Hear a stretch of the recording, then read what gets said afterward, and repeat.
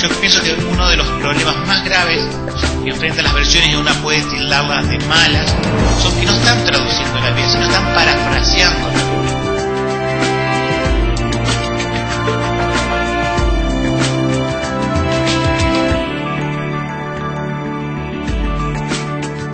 Este programa tiene y tendrá el objetivo de evidenciar los puntos críticos que tiene el cristianismo de hoy. Y creo que el tratamiento de la escritura y de las iglesias están en un punto crítico.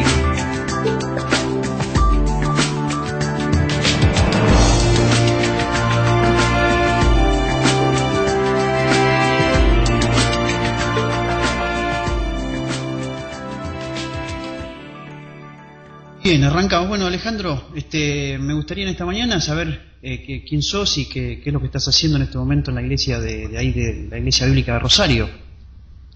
Bueno, yo soy pastor de una iglesia independiente aquí en Rosario, en la zona oeste, y bueno, hace varios años que estamos trabajando. La fundación de la iglesia fue hace 5 años atrás, ¿sí? Las bases doctrinales son, bueno, adoptamos una declaración de fe que es la Bautista Reformada, la misma que usó Charles Spurgeon, y eso nos dio mucha confianza a la hora de iniciar nuestra iglesia, ¿no? Uh-huh. ¿Y cuál es tu función en la Sociedad Bíblica Trinitaria? Me gustaría primero que puedas explicar qué es la Sociedad Bíblica Trinitaria y cuál es tu función allí. Bueno, la Sociedad Bíblica Trinitaria es una sociedad bíblica histórica, o sea que nació en el año 1831, en varios años más va a cumplir 2 siglos.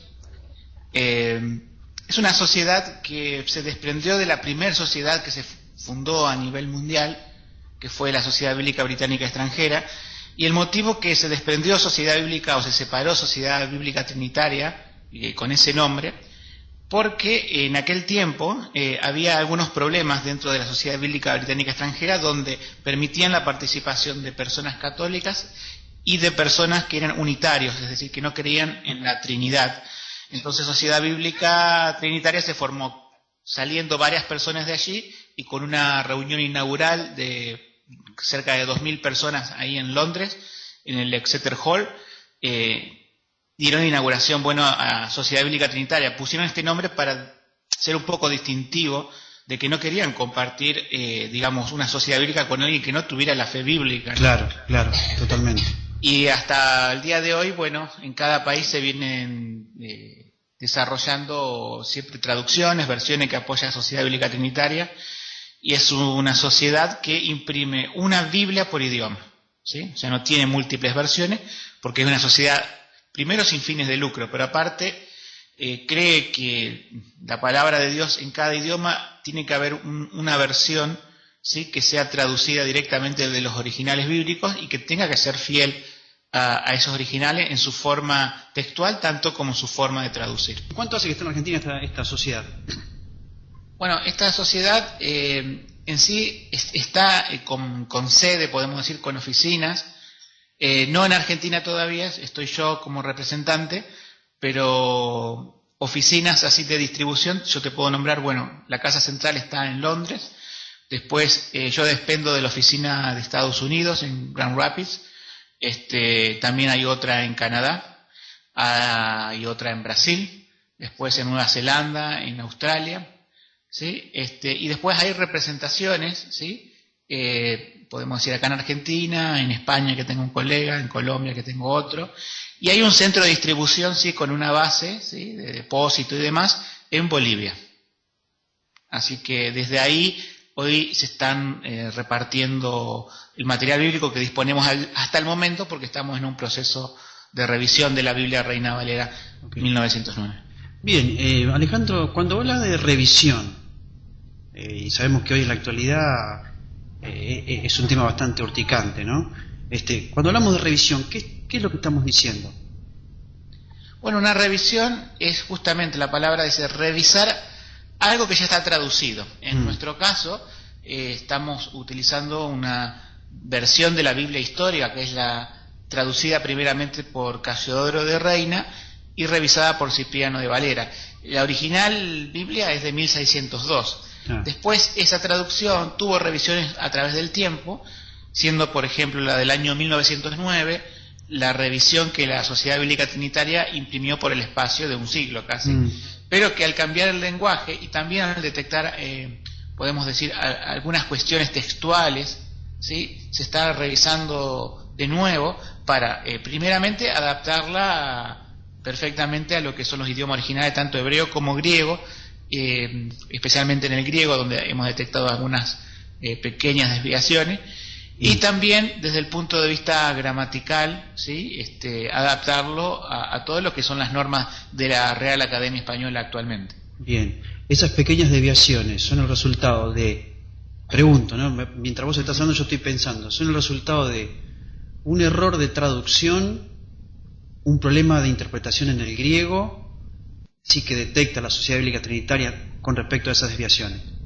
No, históricamente el Nuevo Testamento, desde el tiempo de la Reforma, o sea, de Reina y Valera, se tradujo de una base textual que se conoce como el texto receptus o texto recibido. Sí. Pero en el siglo XIX hubo una invención, podemos decir, de un nuevo texto que se tomó de varios códices, sí, es largo explicar ahora, pero que se dio origen a un nuevo texto griego, donde en el siglo XIX ni a principios del siglo XX todavía ninguna sociedad bíblica, ninguna editorial iba a traducir de eso porque desconfiaba. No obstante, ¿sí?, como ya existían en la época de 1909 y anterior, porque estamos hablando aproximadamente que esto fue hecho en el año 1884, se ve que por algunas dudas y en forma definida se cambiaron algunos textos que no partían del tradicional texto recibido griego, sino en forma aislada. Es como encontrar agujas en un pajar. Sí. O sea, no son muchos, pero aunque sean pocos, tenemos que hacer honor a la Reina Valera que tomó del texto recibido. Claro, es un trabajo descomunal. Ay Dios, estamos acá con reparaciones en la calle y un ruido bárbaro. Una pregunta. Respecto a lo que vos estás diciendo, ¿todas las versiones son buenas? Viste que hoy en la actualidad tenemos versiones de todo tipo. Tenemos la versión internacional, tenemos la versión 960, tenemos la versión de las Américas, y hay una cantidad de versiones donde pareciera que a veces cuando compramos una Biblia o cuando optamos por una determinada Biblia, a veces no sabemos qué elegir. Entonces mi pregunta es esa, es decir, ¿realmente todas las versiones son buenas? El tema es, cuando una persona dice son buenas o malas, es qué parámetro está tomando para decir que son buenas o malas. Yo te puedo decir que una buena Biblia tendría que tener dos cosas, ¿sí? Tendría que basarse en las bases textuales de la era de la Reforma o antes, que en el caso, por ejemplo, del Nuevo Testamento, es el texto receptus, ¿sí? Es el texto recibido, se llama así porque fue el que siempre la Iglesia lo tuvo en circulación. Y en cuanto al Antiguo Testamento, te diría que, dado que Dios confirió siempre al pueblo judío que se aguarda de su palabra, tomaría el texto masorético, que es el texto hebreo del Antiguo Testamento y preservado así por los judíos. O sea, en cuanto a base textual, que es el punto 1, diría, es una buena Biblia si se basa en estos textos que la Iglesia siempre tradujo de allí. Hay otras cosas actualmente, por eso te digo, sería largo explicarla, pero hay Biblias modernas que no traducen de esos textos. Y segundo, la forma de traducir. La forma de traducir tiene que ser respetando las palabras originales, traduciendo los modismos solamente cuando es necesario. Claro. ¿Sí? Y no hacer siempre una reinterpretación de cada versículo y volcar el pensamiento propio del comité traductor. Claro. Yo pienso que uno de los problemas más graves que enfrentan las versiones y una puede tildarla de malas, son que no están traduciendo la Biblia, sino están parafraseando la Biblia. Claro. Entonces, cuando Dios dice en su palabra que su palabra no vuelve a él vacía, digamos, la palabra que sale de su boca, dice Isaías 55:11, de que sale de su boca no vuelve vacía. Ahora, uno tiene que asegurarse, como traductor de la Biblia o revisor, que se conserven las palabras que salieron de la boca de Dios, y no que sean de la boca de un comité, por así decirlo. Obviamente. Ahora, una consulta. Entre traducir y parafrasear, ¿se puede recurrir a un... No es que se puede, no es que está permitido, pero es decir, ¿uno puede incurrir en un reduccionismo cuando parafrasea en vez de traducir? No sé si me entendés la pregunta. Es decir, a veces por querer o por pretender, con una buena intención, hacer la Biblia más entendible, de una manera deliberada incurrimos en un reduccionismo. Entonces, ¿esto se puede dar? El tema es que, sí, puede hacer un reduccionismo, o sencillamente se puede cambiar lo que decía originalmente. Claro. La idea un poco de las traducciones modernas es que sea sencillo para el lector. Entonces, esto parte de, podemos decir, de un concepto que se llama equivalencia funcional. Quiere decir que el mensaje de la Biblia queda supeditado a lo que puede entender el lector. Digamos, si el lector tiene una escolaridad de 4º grado, se hace una Biblia para que la pueda entender esa persona. Si la Biblia esa está apuntada a lectores de zonas suburbanas, donde hablan cierta jerga y lenguaje, por ejemplo, lo han hecho en Estados Unidos, hacen una Biblia con eso. Entonces, lo que está en la Biblia al nivel del lector. Claro, la intención, dice, es para que ellos puedan comprender la palabra de Dios. Lo que se olvida los evangélicos de hoy es que la palabra de Dios es para la iglesia y para que la iglesia la predique. Cuando el etíope iba con Felipe, que se le acercó al carro, Felipe le preguntó, ¿entiendes lo que lees? Y la respuesta de él fue, ¿cómo voy a entender si no hay nadie que me entienda? Claro. O sea, no es cuestión de repartir Biblias para que la gente la entienda por sí sola, sino que hay que entregar Biblias diciendo lo que dice, y allí está la iglesia del Señor, ahí están los cristianos que tienen que cumplir con la gran comisión de predicar el Evangelio. Claro. Tuve una oportunidad una vez andando en Buenos Aires por diferentes librerías que andan por ahí, no cristianas precisamente, y encuentro en una de las bibliotecas llenas de humedad la Biblia del lunfardo, o sea, sino la Biblia escrita en lunfardo, lo cual era algo para escandalizarse rotundamente. Claro, sí. Pero es decir, es un poco el ejemplo de lo que vos estás queriendo decir, ¿no? El hecho de a veces reducir el texto bíblico para llegarse a una determinada... Sí, acá todavía en Argentina, América Latina, quizás ese tipo de Biblia no esté en circulación, pero claro, créeme que en Estados Unidos, sí, por eso te mencionaba, el año pasado me enteré que hay Biblias en slang, que es el lunfardo nuestro. Claro. Y tienen bastante aceptación, no es que son una Biblia perdida ahí, sí, en una biblioteca. Totalmente, sí. Así que bueno, ustedes están ahora trabajando en la corrección de la versión 1909, ¿no es cierto? Sí, así es. Esa es la idea. ¿Y cómo está? Contanos un poquito cómo está el trabajo adelantado allí, en qué están trabajando ahora y cuánto les falta para terminar. Me habías comentado en un determinado momento de que estaban trabajando por terminar ya el Nuevo Testamento, si mal no me equivoco. Sí. En el equipo de revisión somos 5 personas, ¿sí? Uno sería yo y 4 personas más, 2 de España, 2 de Estados Unidos, y luego tenemos personas, o comités, mejor dicho, en diferentes puntos de Latinoamérica. Podemos decir, en Argentina hay uno, en el norte del país, en Chile, en Colombia, en Uruguay, en Perú y también en la península ibérica, allá en España. Cada libro que se termina se envía a los comités, estos comités dan sus aportes, se considera en conjunto cada uno de esos aportes y luego se van cerrando así los libros de la Biblia. Falta muy poco para cerrar este año el Nuevo Testamento y calculo que un par de años más nos llevará para cerrar el Antiguo Testamento. Bien, lo cual me imagino que es un trabajo descomunal. Es un trabajo que se va palabra por palabra, texto por texto. Es minucioso, si bien no es una revisión, es tan minucioso como casi si lo fuera, porque queremos que este trabajo tenga, o sea, no hacer un trabajo rápido que luego en una década pierda o vigencia o esté mal hecho, sí, sino que tenga una continuidad en el tiempo, ¿no? A mí me ha llamado mucho la atención y creo que es lo que más uno puede rescatar dentro de otras cosas, ¿no? Dentro de otras virtudes también. He conocido otra gente que ha tratado el texto bíblico de una u otra forma y he notado una especie de presunción o de superioridad sobre el texto bíblico, ¿no? Y no he encontrado eso en ustedes, ¿no? He encontrado una especie de un respeto muy, muy sublime al texto bíblico, un tratamiento muy meticuloso, y creo firmemente que lo que parte de ustedes es el temor al Señor principalmente y el respeto a su palabra, y eso es lo que es loable, ¿no?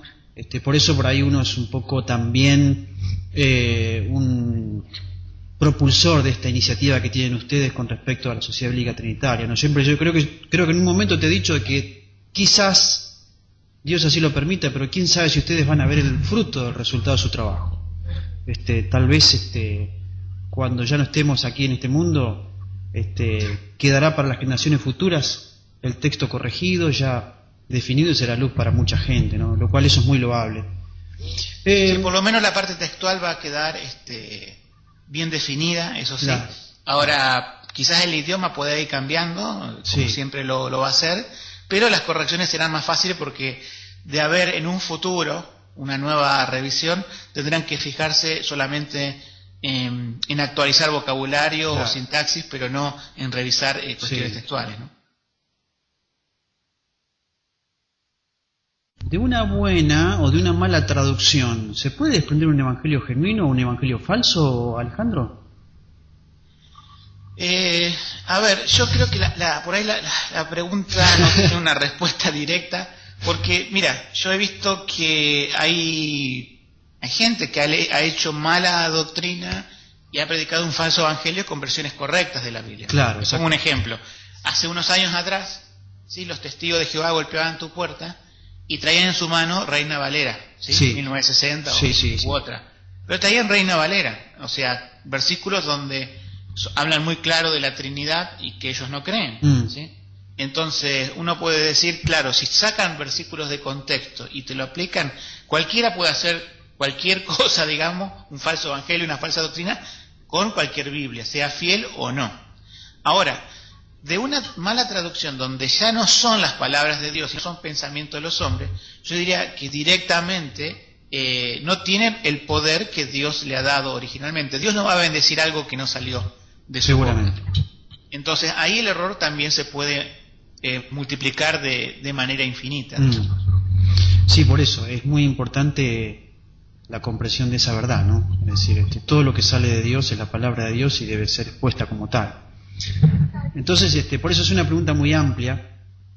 Y tu óptica, por ejemplo, de las múltiples traducciones que hay hoy, ¿hay un reduccionismo en algunas instituciones evangélicas, entre comillas? Por ejemplo, para redondearte un poquito algunas cosas alrededor de esta pregunta.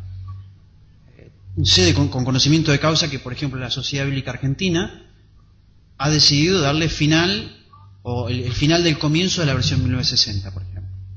Ellos van a promulgar la versión internacional. Esto lo he hablado con alguien de la Sociedad Bíblica Argentina y me ha dicho que eso era lo que se había tomado. Ahora, la pregunta ¿es esto así? O sea, ¿hay un reduccionismo lingüístico en las traducciones de hoy, como la versión internacional, como otras versiones más? Es un poco reiterativo el tema, pero quiero que esto quede bien en claro. Sí, o sea, mira, cada versión de la Biblia tiene su particularidad. Uh-huh.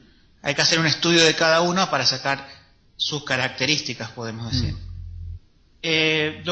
Lo que puedo conocer de nueva versión internacional es que, o sea, lingüísticamente, o sea, es buena en el sentido lingüístico de que no es que usa menos palabras del español de las que debiera usar. O sea, el vocabulario sigue siendo amplio. La diferencia que tiene con la Reina Valera es que la nueva versión internacional se basa, una, sobre el texto crítico, ¿sí? Sí.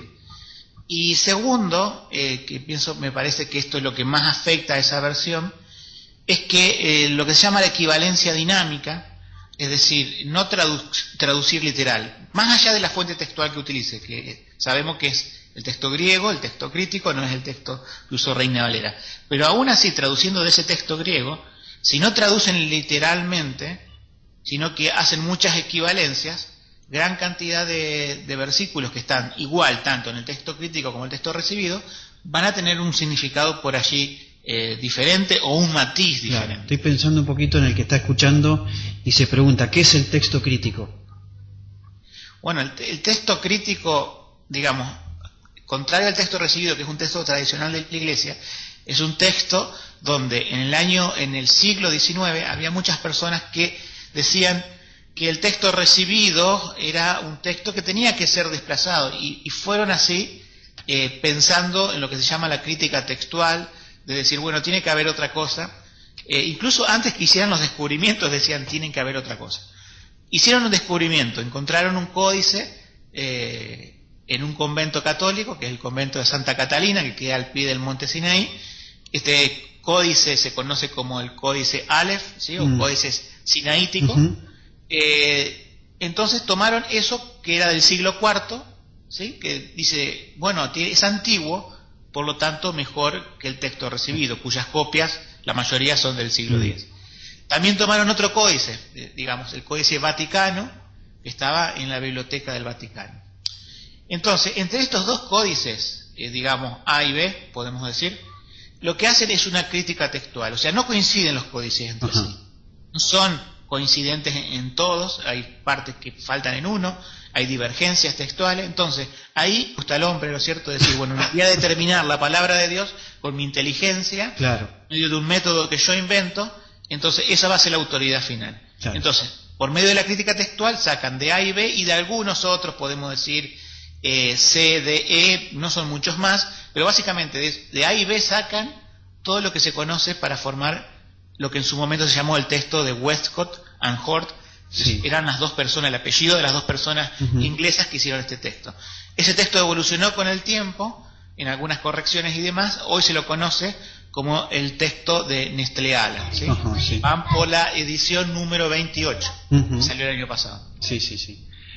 Así que eso es el texto crítico. Ese es el texto crítico. En cortas palabras, digamos. Sí, bueno, pero es una comprensión. Dicho sea de paso, debemos recordar que la mayoría de los comentarios de hoy están basados en el texto de Webster y Hort. Sí, ese texto no tiene versículos claves de la Biblia que lo han sabido los cristianos de todos los tiempos. Estamos, por ejemplo, hablando del versículo de la Trinidad, 1 Juan 5:7, o por ejemplo, ya que hablamos recién del etíope y el eunuco, ¿qué es necesario para ser bautizado? Bueno, creer en el Señor Jesucristo. Ese texto no está enteramente ni en Nueva Versión Internacional, ni en las Biblias que se basan en el texto crítico, ¿no? Bien. Alejandro, ¿qué es una equivalencia dinámica? Bueno, una equivalencia dinámica sería, vamos a contrastarla con la equivalencia formal, ¿sí? Cualquier persona que sabe otro idioma sabrá, ¿no es cierto?, por supuesto, que uno no puede traducir todas las frases de manera palabra por palabra, porque habría expresiones que si uno la traduce literalmente no tendrían sentido en el idioma receptor. O sea, en Sociedad Bíblica Trinitaria somos conscientes de que hay expresiones que son equivalencias, pero esas equivalencias las vamos a traducir en los determinados casos que son equivalencias. Ahora, el resto de las veces, donde no presenta ningún problema, se va a traducir palabra por palabra, y eso va a tener un equivalente, podemos decir, formal en el idioma nuestro, que sería el español. O sea, se respetan las palabras del original. Bien. Yo, si tengo una palabra que se dice redención, salvación, santidad, justicia, yo no la puedo cambiar a mi antojo. ¿Sí? Ahora, en la equivalencia formal, ¿sí?, es un método que, por así decirlo, fue pergeniado por Eugenio Nida, o Eugen Maida, porque era inglés, Estados Unidos, ¿sí? Allá en el año 1946, cuando fundaron Sociedad Bíblica Unida, estaba, por así decirlo, este método, que involucra muchísimas cosas, pero básicamente lo que hace, dice parte de la idea de que lo importante es el mensaje del texto y no las palabras. Entonces, cuando se vuelca a un idioma, digamos, un determinado texto bíblico, hay una reelaboración, podemos decir, del pensamiento, para que en teoría, pongo comillas, sea el mensaje original. Claro. El problema que yo le veo a esto es que lo que define el mensaje son las palabras, no la interpretación. Totalmente. Entonces, depende del comité de traducción, por ejemplo, de qué fe sean. Sociedad Bíblica Unida se ha vuelto interconfesional, es decir, pueden participar católicos en su comité. Exactamente. Entonces, si hay algunas ideas contrarias a la justificación por la fe, lo que salga de ese comité va a tener cierta tendencia, porque con equivalencia dinámica tiene que haber necesariamente una reinterpretación del texto. El católico va a pensar de acuerdo a su manera, a su dogma, determinado evangélico va a pensar de acuerdo a... Y si dentro aún de los evangélicos, que hay ya bastante cosas raras, podemos decir, tienen ideas extrañas, claro. Esas ideas extrañas van a estar, se van a permear en esa traducción, ¿no? Claro, O totalmente. Es muy comprensible. Por ejemplo, me surge un comentario y te pido que me corrijas en mi comentario.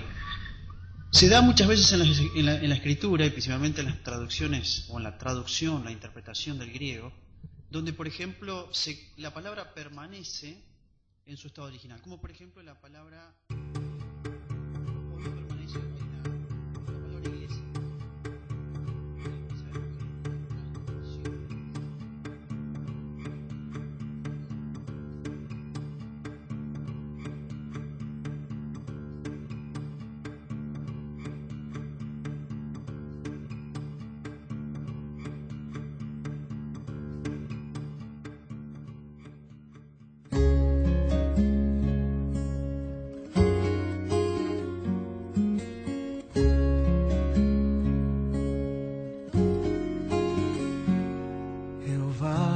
Señor de los cielos, glorioso sea tu nombre, el Rey de los universos y Redentor de los hombres. La lluvia en los árboles, las alas de los ángeles proclamarán tus bellezas, pregonarán tus riquezas.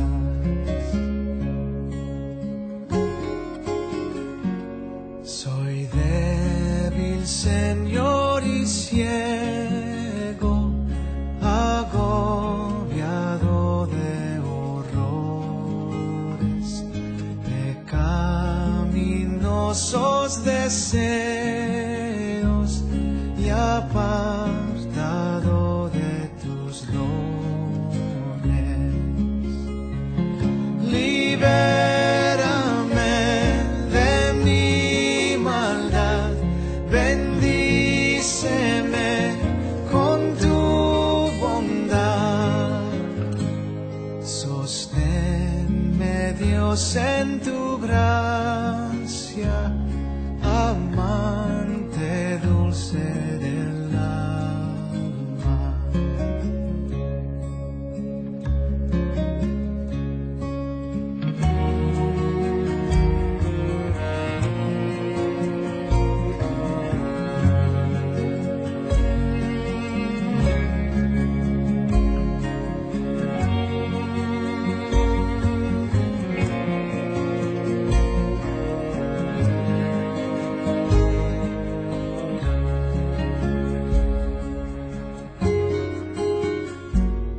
La morada de tu templo, alumbrada con primores, estrellas del firmamento y un manantial de colores.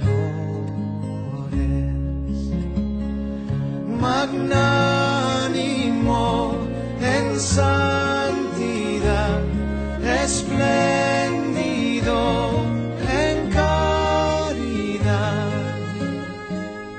Jehová, Señor de los cielos, luz del camino eterno.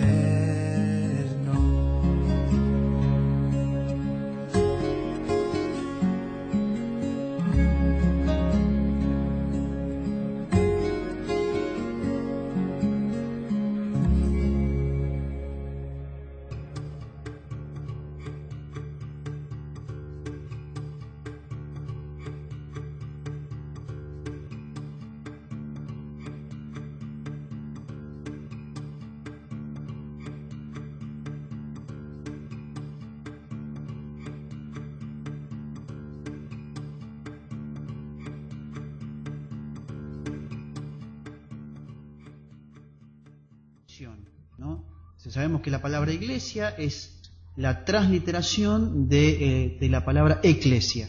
¿Cómo se podría denominar esto? ¿Tiene que ver con equivalencia dinámica, con equivalencia formal? No, mira, la palabra iglesia, cuando la encontramos en el Nuevo Testamento, ¿sí? Es una transliteración del griego. Digamos, la palabra eclesia viene de dos vocablos griegos. Uno es ek, que denota origen. Sí, exacto. Y la otra es kaleo, que es llamar, por ejemplo. Sí. No sé, se me ocurre, cuando dice llamarás, su nombre es Jesús. Okay. Ahí está, el llamarás es kaleo. O por ejemplo, cuando dice a mi hijo llamé de Egipto, ahí también es kaleo. El significado de la palabra eclesia es simplemente llamar afuera, ¿sí? Es la extracción, podemos decir, de personas que Dios saca del mundo para lavarlo con su sangre, para justificarlo a través de Cristo y para formar esos llamados fuera, que es eclesia. Nosotros en la Biblia en español tenemos la transliteración, no así, por ejemplo, en otros idiomas. Para el inglés es church, no es iglesia. Claro. Donde esté la palabra eclesia, si está iglesia podemos decir traducido, no hay ningún problema, porque ya es algo propio de nuestro idioma, que casi coinciden. Claro. Porque lo extrajimos nosotros directamente del griego, ¿no? Bien, una pregunta ya para ir un poquito finalizando, Alejandro. Sí. ¿Cómo ves hoy la concepción de la Escritura y la Iglesia? ¿Cómo las iglesias hoy conciben la Escritura y todo su conjunto de verdad? Bueno, al decir iglesia, uno piensa, estamos hablando de la iglesia evangélica. Ajá, sí. Y al decir iglesia evangélica no vamos a meter todo dentro de una misma bolsa, porque hay diferentes denominaciones, diferentes posturas. Pero la postura predominante, podemos decir, lo que se ve en radios, televisión y medios, es una iglesia divorciada de la Biblia, ¿sí?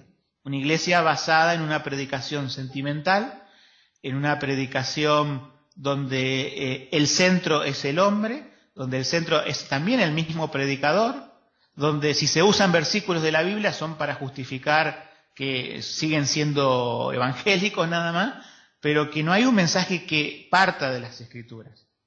Aún uno ve también que la iglesia evangélica, entre comillas, va creciendo, porque según las estadísticas va creciendo, pero lo que uno ve es que no crece en santidad, no crece justamente en estar ceñidos a la palabra de Dios, sino que crece solamente en número, un número de gente que no conoce la Biblia, que no lee la Biblia, uno se da cuenta el gran desconocimiento de verdades básicas que tiene el pueblo evangélico de la Biblia. Por eso pueden creer a toda mentira, a veces que se pase por un púlpito, y en los púlpitos no se predica lo que yo digo, se conoce lo que históricamente la Iglesia conoció como predicación expositiva. O sea, la predicación expositiva es que yo por ejemplo como pastor, voy a dar un mensaje a mi congregación. El mensaje que tengo que dar no es el que a mí se me va a ocurrir en el momento, ni el que yo quiero dar siquiera. Tiene que emerger de la lectura de la Biblia, y el pasaje tiene que sugerirme el tema y no yo sugerirle a la Biblia lo que quiero hablar.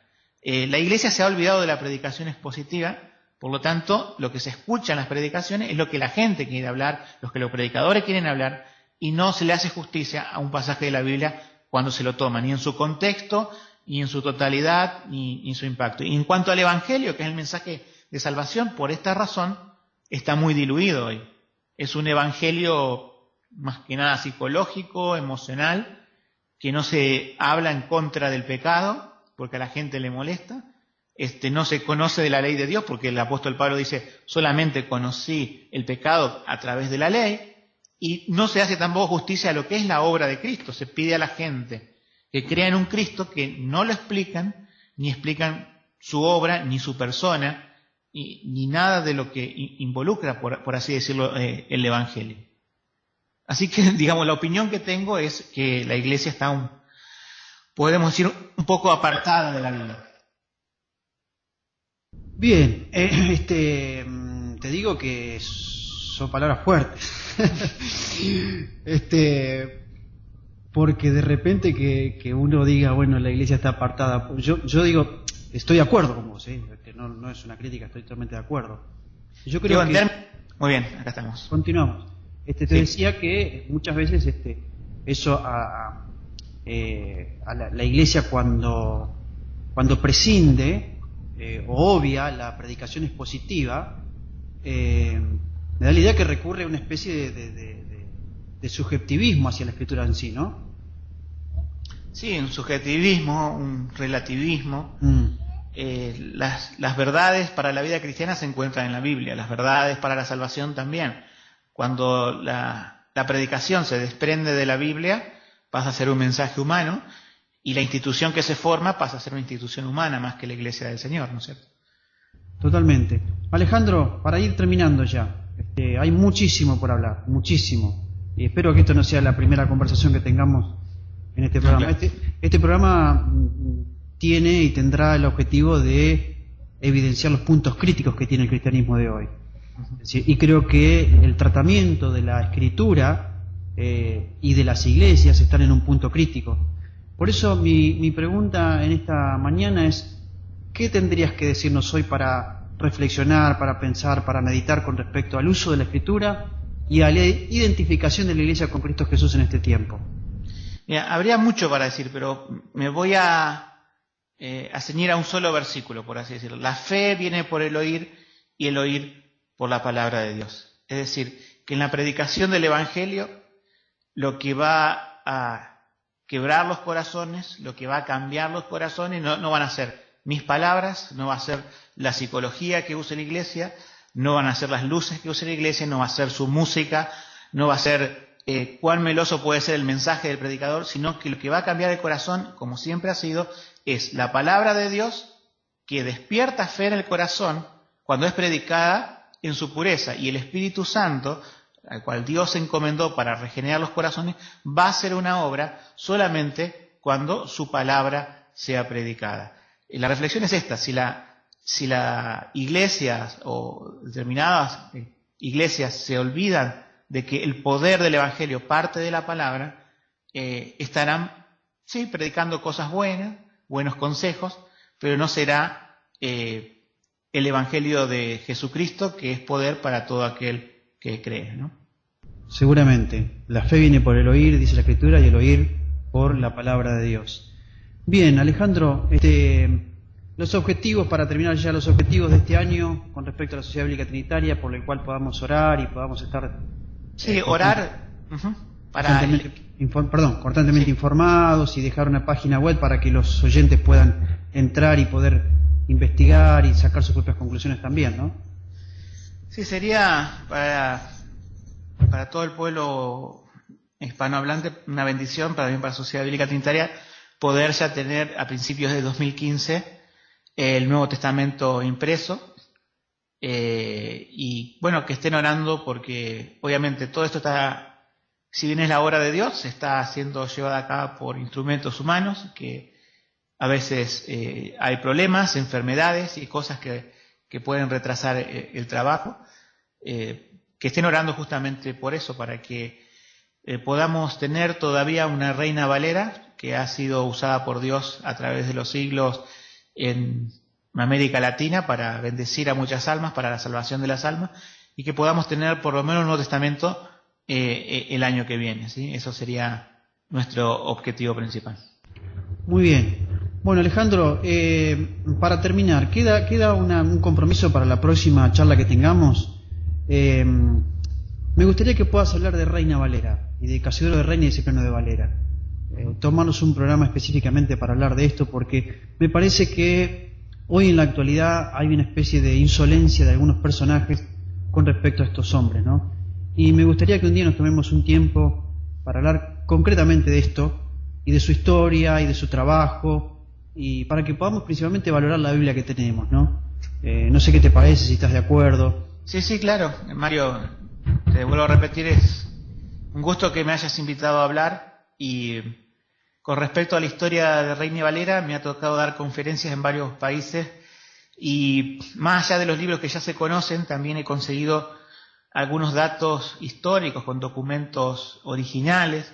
Hoy las universidades, por ejemplo, de España, lo que están haciendo es escaneando todo su material y poniéndolo a disposición del público en Internet. ¿sabes qué tienen que ver con la historia de nuestra Biblia en español? Tanto de Reina y Valera, pero también como de los enemigos católicos, que eran de la Inquisición, claro, que querían destruir la revisión y traducción de la Biblia de aquel tiempo, ¿no? Claro, claro. Yo creo, me imagino lo que debe ser eso, y debe ser algo digno de considerar. ¿Este material nuevo el que has conseguido? Sí, están todos en formato PDF de Acrobat Reader, que es lo que acostumbran las universidades. Ajá. Por ejemplo, en la Universidad de Sevilla. Así te lo digo para la próxima charla. Encontré un documento donde era original del inquisidor en ese momento de Sevilla, que fue al convento de San Isidro del Campo, donde quería capturar a Reina, y describe ese documento que huyó y da el nombre de las personas que huyeron, en las cuales no está Valera, cosa que siempre se dijo que los dos huyeron juntos, por eso también quedan ciertas dudas históricas, o quizás esto aclara. ¿Y qué pasó con los que realmente capturaron? Bueno, eso se lo dejo para próxima. Bueno, Alejandro, déjanos tu página web y tus contactos o tu tipo de cosas, ¿puede ser? Bueno, la página web de Sociedad Bíblica Trinitaria es www.sociedadbiblicatrinitaria.org. O si no, si los que quieren tienen Facebook y lo quieren seguir, ponen en Facebook Sociedad Bíblica Trinitaria y allí le va a aparecer seguramente la página. Muy bien. Bien, Alejandro, muchísimas gracias por tu tiempo. Gracias a vos. Gracias por tu dedicación, y gracias también a vos y a todos los hermanos que están trabajando en esta hora, que para mí es una hora descomunal, y una hora muy loable, en la cual en situaciones y en condiciones en las cuales hoy estamos, hace falta que Dios nos regale cierto tipo de gente que tengan un temor a la Escritura. Hoy veo tanta insolencia alrededor del texto bíblico, hay tanta insolencia y tanta gente que se pone y se sobrepone sobre el texto bíblico que produce una cierta indignación por un lado y una cierta irreverencia que no se puede tolerar, ¿no? Entonces encontrar gente como ustedes a mí me ha generado una tranquilidad y una paz muy grande, decir, bueno, por lo menos en el mundo de hoy hay gente que respeta la Escritura, que tiene temor al texto bíblico y que lo trata con una especie de cuidado y meticuloso, por lo cual es loable, ¿no? Así que yo les animo a seguir haciéndolo, a seguir trabajando. Vamos a estar orando por ustedes, y bueno, y esperemos que estas conversaciones sean clarificadoras para muchos hermanos que están dudosos con respecto al mar de versiones que hoy hay, ¿no? Y así que bueno, quedamos para la próxima para poder charlar sobre la historia de Cipriano de Valera y Casodero de la Plata.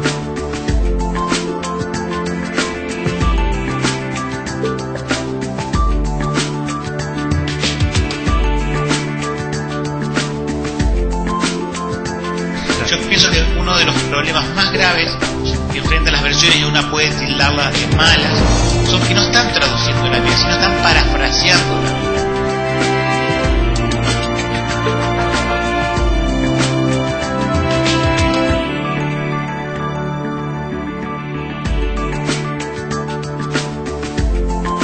Este programa tiene y tendrá el objetivo de evidenciar los puntos críticos que tiene el cristianismo de hoy.